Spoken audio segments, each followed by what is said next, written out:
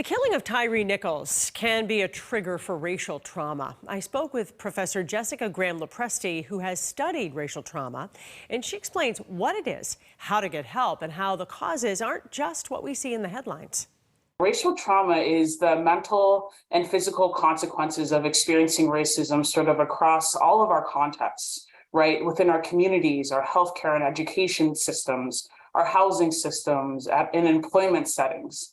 And so oftentimes when we think about racial trauma, we often think about it coming from just one experience of violence. And really it's cumulative. People of color are having these experiences sort of pervasively across our context, from being called a racial slur to having our intelligence questioned at work or school, or maybe the denial of our pain in healthcare settings. And then certainly the racialized violence that we've seen all over the news. We're inundated with videos and stories and messages that depict the violence that others experience who look just like us, right? And so Tyree Nichols was a son, he was a father, a cousin, a friend, among probably many other meaningful things, right? And so many of us look at Tyree Nichols and we see ourselves, we see family members, friends, colleagues, and we start to become really afraid, right? Because we see those folks who look just like us. So a few things that you could do.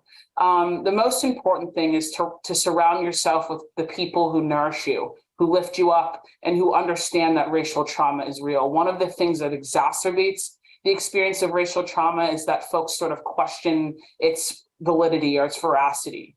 And in my job as a therapist and as a researcher, I found that engaging in the things and the people who are most meaningful to you can buffer that experience of racial trauma.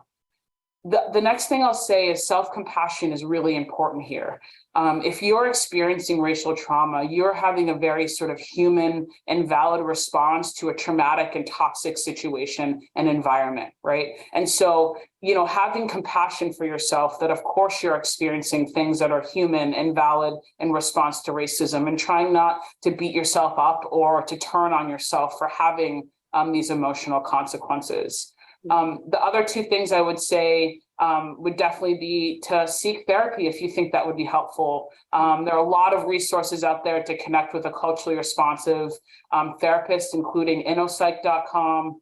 And I also use a peer support app called White Flag, where you can go on anonymously and connect with other people who are experiencing the challenges that you're experiencing.